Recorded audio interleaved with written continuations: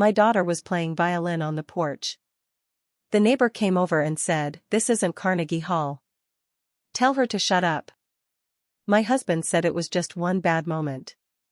Then we found graffiti on her music binder, "No one wants to hear you." I asked around. One teen said, "Mrs. Greene told us she sounds like dying cats." My daughter asked if she should quit lessons. The next day, a noise complaint was filed with the HOA for solo practice at 4 p.m. We live in Mount Juliet, Tennessee, a quiet suburb outside of Nashville. It's not fancy, but we liked it because people minded their business, and the houses had porches and big yards. My husband Alan and I moved in almost 10 years ago, when our daughter Lacey was just 4. Now she's 11. She's got long brown hair and a gentle voice. Always been shy, but when she picked up the violin 2 years ago, something in her lit up. She wasn't a prodigy or anything. She just loved it. Practicing became her thing. While some kids kicked soccer balls or watched YouTube, Lacey would sit on the porch and play for half an hour after school. She liked it out there. The porch gets the last bit of afternoon sun, and the breeze carries the sound down our quiet street. Sometimes, I'd stand in the kitchen and listen to her play. It made the house feel calm. Everything was fine until 3 weeks ago. That day, she was out on the porch with her music stand, working on a new piece her teacher gave her. I was folding laundry in the living room when I heard knocking, sharp, fast. Not polite. I opened the front door and there she was. Janice Greene. She's our next-door neighbor. Late 60s. Retired schoolteacher. Keeps her lawn cut like a putting green and wears pastel polo shirts even in winter. We were never close, but she always nodded or waved. Civil, I guess. This time, she didn't wave. She pointed at Lacey with her thumb. "This isn't Carnegie Hall," she snapped. "Tell her to shut up." I stared at her. What? She plays that thing every damn day. I've had enough of it. She sounds like she's torturing a cat. Before I could say anything back, Alan came up behind me. He'd heard. "She's just practicing, Janice," he said, calm but firm. "It's for school. She plays for maybe 30 minutes, and it's not loud." Janice rolled her eyes. "Well, maybe she should practice inside with the windows closed. Or better yet, get a different hobby." Then she just turned and walked back across her perfect lawn. Alan sighed. "It's one bad moment," he told me. "Don't let it get to you." But it wasn't one bad moment. It was the start of something ugly. 3 days later, I picked Lacey up from school. She looked off. Her shoulders were hunched, and she didn't talk much. When we got home, she went straight to her room. After a while, I went to check on her. She was under the blankets, curled up. Her face was red, and she was crying. I sat beside her. "Honey, what's wrong?" She didn't speak. Just handed me her violin binder. Across the front, in thick black Sharpie, someone had scrawled, "No one wants to hear you." My heart dropped. I held her close, trying to keep my own voice steady. "When did this happen?" She said it wasn't there when she left school. She noticed it on the bus ride home. I went outside, furious. A couple kids were riding bikes. I asked them if they knew anything. Most said no or avoided eye contact. But then Tyler, he's 15, lives 2 houses down, walked over. He looked uncomfortable. Then said, "I didn't see who did it, but last week, Mrs. Greene told us that Lacey sounds like dying cats when she plays." I stared at him. "She said that to your face?" He nodded. "She said it to a group of us, like it was a joke." Everyone kinda laughed, but I didn't think it was cool. I thanked him and went inside. Alan was at the kitchen table. I told him everything. He sat quiet for a minute, then said, "We can't prove she did the binder thing. Don't you see?" I said. "She's poisoning the kids against Lacey." She said something cruel, and now someone's targeting our daughter. He nodded slowly, but I could tell he still didn't want to stir anything. Then, the next day, we got a letter from the HOA. A noise complaint. For violin practice. At 4 p.m. On a weekday. It was unsigned. But come on. We knew who it was. That was when I snapped. I wasn't letting this go. I told Alan that night, if you won't do anything, I will. He rubbed his eyes and said, I'm not saying do nothing. I'm saying be careful. These HOA people love drama. Don't make it worse for Lacey. Too late. It was already worse for her. Lacey stopped playing for 2 days after the complaint. She didn't even touch her violin. Just left it in the case under her bed. I didn't push her. But on the 3rd day, she came into the kitchen and asked, do you think I should quit? I could barely breathe. Why would you say that? She shrugged, not meeting my eyes. Because, if I stop, maybe she'll stop hating me. I crouched in front of her. Honey. What she's doing is wrong. You love music. You don't stop doing something you love because one bitter woman can't stand to hear joy outside her window. Lacey nodded, but I knew she wasn't convinced. So I started documenting everything. I wrote down the date and time of Janice's visit. Took pictures of the binder.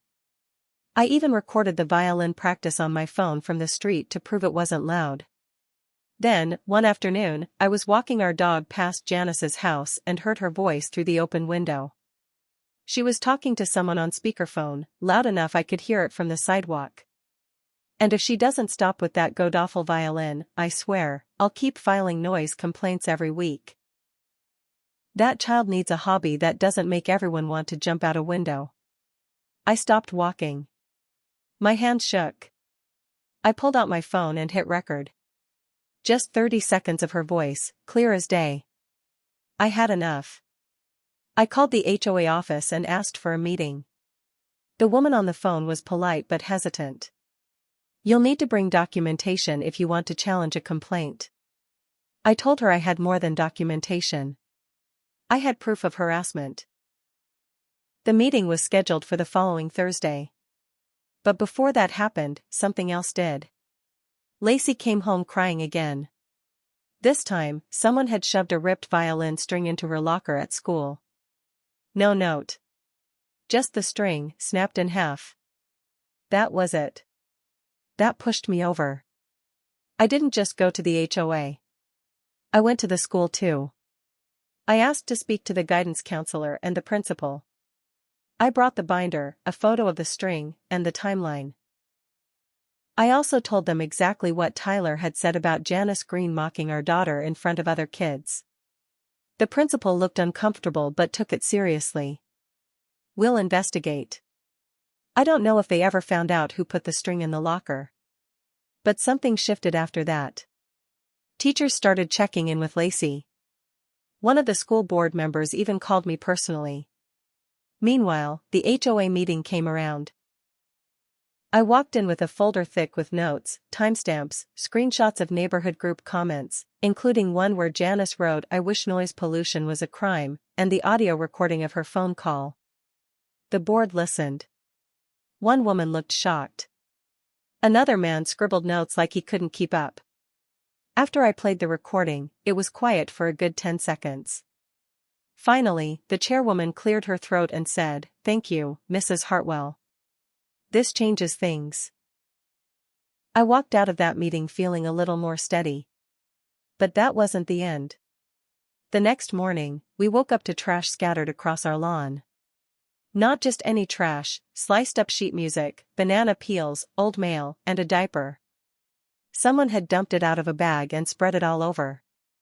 Alan went outside and just stood there staring. You still think this is just one bad moment? I didn't say anything. I was already on the phone with the police. They sent someone out. Took photos, wrote up a report. But since we didn't have a camera facing the street, they couldn't prove it was her. That afternoon, I ordered 2 things online, a front porch camera and a motion-activated light. And I started digging into Janice Greene's life. I wasn't looking for gossip. I was looking for leverage. What I found changed everything. Janice Greene had been living in that house since the early 80s. I knew that much. Her late husband passed before we ever moved in. No kids. She kept to herself mostly. But I remembered something from a neighborhood barbecue 4 years ago. Someone mentioned Janice used to run the music program at a local middle school. I started looking deeper. Her name popped up in an old online article from 2014. Longtime music teacher retires from Wilson Hills Middle School after 28 years. I read through the piece. Praised for discipline, structure, high expectations. Former students quoted saying she was strict but fair. But then I stumbled on a comment thread beneath the article, way down, hidden. A few anonymous usernames, but one said something I couldn't ignore: Greene was a nightmare. Made me quit band in 7th grade. Told me I had no musical ear and should focus on real skills. Another one added, she humiliated me in front of the whole class for messing up a solo. I never played trumpet again. There were 5 or 6 like that. Nothing illegal. Nothing that could get her arrested. But enough to paint a picture. Janice Greene was not just bitter, she was a gatekeeper. The kind of person who didn't just love music, she wanted to control who deserved it. I wondered what had happened to her. Did she once love music herself? Did she lose something? Or did she always hate kids who didn't meet her standard? I wasn't sure. But I was sure of this: she wasn't going to be the reason my daughter gave up what she loved. I printed the article and the comment thread. Not for the HOA. For me. Then something happened that almost made me stop everything. One afternoon, a white envelope appeared in our mailbox. No stamp. No address. Just our last name written in shaky block letters, Hartwell. Inside was a single sheet of paper. Typed. If she plays that violin again, you'll regret it. No name. No signature. Nothing else. Alan read it and said, "This is getting dangerous." I called the police again. They took it seriously this time. Opened a file. Asked if we had cameras. I told them the new porch cam had just been installed. That night, Lacey was scared. She asked to sleep in our room. I looked her in the eye and said, "You don't have to play if you don't want to. But if you stop because you're scared, she wins." She nodded. The next day, she brought the violin back out. She played inside, in the living room this time. With the windows open. It was shaky. But she played. And then, something changed. 2 days later, a small envelope showed up in our mailbox. This one had a stamp. A return address. It was from a woman named Diane Cade. I didn't recognize the name at first. Inside was a handwritten note, "I live 2 blocks down. I heard your daughter playing yesterday. Just wanted to say it was lovely. Please tell her not everyone thinks like that neighbor of yours. Some of us appreciate beauty when we hear it." I teared up reading it. Then another note came. This time from a man named Clay, also in the neighborhood. He said he used to play the violin when he was young, and hearing Lacey reminded him of his childhood. Then a woman from across the street, Mrs. Patel, came by with cookies and said, "Your daughter is brave. Don't let her stop." It was like the neighborhood had started picking sides. But not all of them were on ours. One night, I checked the porch cam footage and saw Janice standing on her lawn, talking to 2 other neighbors, Mr. Halford and someone else I didn't recognize. Her arms were crossed, and she was pointing at our house. All 3 looked pissed. And a week later, we got another HOA notice. This time 4 unsightly trash bins left out past pickup, even though we brought them in the same day as always. Then someone posted on the neighborhood Facebook page, "Some people think their kids are the next Mozart. They're not. Maybe get them a silent hobby? I didn't reply. But someone else did. Some people need to retire from being bitter. Janice replied. Some people need to stop raising snowflakes. That comment got reported. The next day, a woman I barely knew from 4 streets over stopped me during a walk. She said, "We've been dealing with Janice for years. She harassed my son when he used to skateboard in the cul-de-sac. She even tried to get his school to punish him for being too loud. She's a nightmare." I realized it then, we weren't the first. Just the latest. That made me wonder, how many families had she scared into silence? That's when I knew. I wasn't just going to protect Lacey. I was going to end Janice's reign over this neighborhood. I started collecting stories. Every time someone made a comment about Janice, at the bus stop, in the checkout line, walking the dog, I asked questions. Wrote names down. Quietly, I began building something. A record. A list of people she'd harassed. In 1 week, I had 7 names. A teenager she accused of lurking because he walked home with earbuds in. A mom who said Janice once called Child Protective Services because her toddler cried too loud during nap time. The woman whose son skateboards? Janice had filmed him from her porch and sent it to the HOA, said he was vandalizing pavement. That was when I realized what I needed to do. Janice had power here because no one stood up to her all the way. She filed complaints. She scared people. And everyone just took it. I wasn't going to take it. So I filed something of my own. At the next HOA meeting, I brought a typed letter, signed by 12 neighbors. We listed every instance we could document. Noise complaints. Harassment. Intimidation. Rude confrontations. We called it what it was, a pattern. The HOA wasn't thrilled. They hate mess. But they read it. And after the audio recording, the notes from other families, the anonymous threat, and the police report about the trash and binder, suddenly they realized ignoring this could become their problem. I requested a formal hearing. It happened in the clubhouse on a rainy Thursday evening. Alan sat next to me. Lacey stayed home with a babysitter. Janice walked in like she owned the place. Pale yellow sweater. Chin up.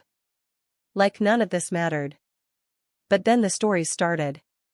First I spoke. I laid out the binder, the threats, the audio, the trash, the school report. One by one, other neighbors spoke up too. People who'd never said a word before. Each one chipped away at her reputation. Then it was her turn. She stood up and said, "I'm being punished because I don't want to hear screaming violins and skateboard wheels all day. That child is loud. I have a right to peace in my own home."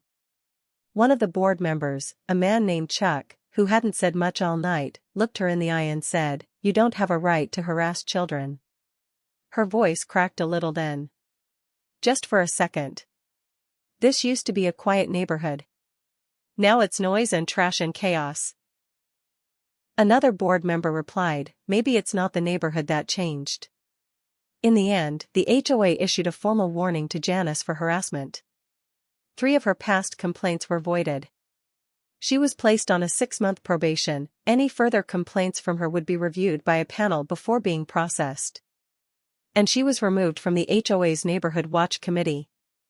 That might not sound like much, but for someone like Janice, it was everything. She stopped coming outside. Stopped waving. Stopped filing anything. Her perfect lawn started to look ragged. She started putting her garbage out a day early. Little things. Like she stopped caring. But here's where I'll admit something. I didn't stop. Part of me wanted her to feel what Lacey felt, that helpless, scared feeling. And part of me just wanted to win. So I posted the full story, names removed, on the local Facebook group. I said I was tired of kids being bullied out of their joy. I shared how Lacey almost quit music. I asked others to share if they'd been made to feel small. The post blew up. Dozens of comments. Some vague. Some direct.